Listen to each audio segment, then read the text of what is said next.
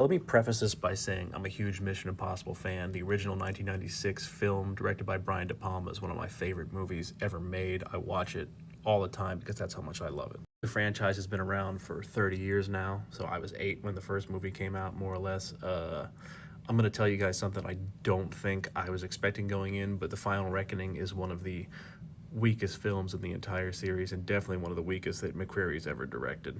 I probably rank it up there with Mission Impossible 2 as my one of my least favorite in the franchise.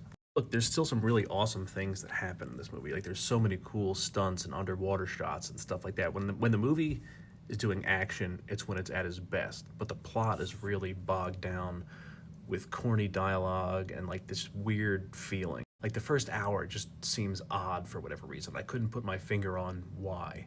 It just feels like they were trying to do too much, and they were trying to make it like a weird comedy, almost like a parody of itself in some ways. Look, in saying that, there's actually stuff I actually loved about the movie.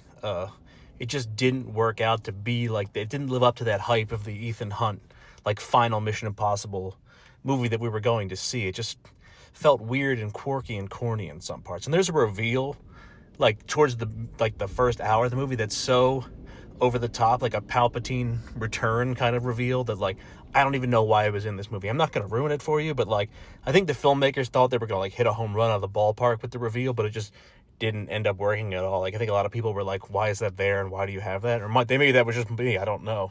But The Final Reckoning is also like an homage and a love letter to the franchise as a whole, like all these movies. And it's also like an homage to the action movies from the mid-'80s, early '90s, mid-'90s, like those Cold War action movies like Hunt for Red October. There's some Empire Strikes Back thrown in there. Cameron, The Abyss. I think you can see a huge sentiment of what they were doing with the underwater shots, and that was a love letter to James Cameron and what they did there.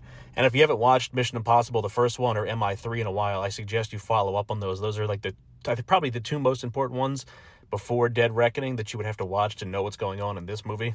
Also, the problem in this movie is, like, the bad guy, like the big bad, is an entity, right? It's an AI thing you can't really see, and it's really not in a lot of the movie. Like, it's mentioned and it's talked about. It's like the entity's doing this and it's doing that, but, like, if you can't put a face to it, it's hard to be menacing. Like in the first one, in the Dead Reckoning Part 1, at least it was like a menacing thing that was like, you could see all this stuff it was putting together, and like Gabriel was its servant and everything like that, but that doesn't happen in this movie. Like, it's really just like Ethan and his team are in it, and like there's like a bad guy presence you can feel almost. Like I said, there's shots in this movie that are incredible. The action stunts you see, the underwater scene in the submarine, and when Ethan goes down there is just incredible. It's, like I said, it's a very big love letter to James Cameron's The Abyss, and Tillman Travel, Mr. Milkchick himself from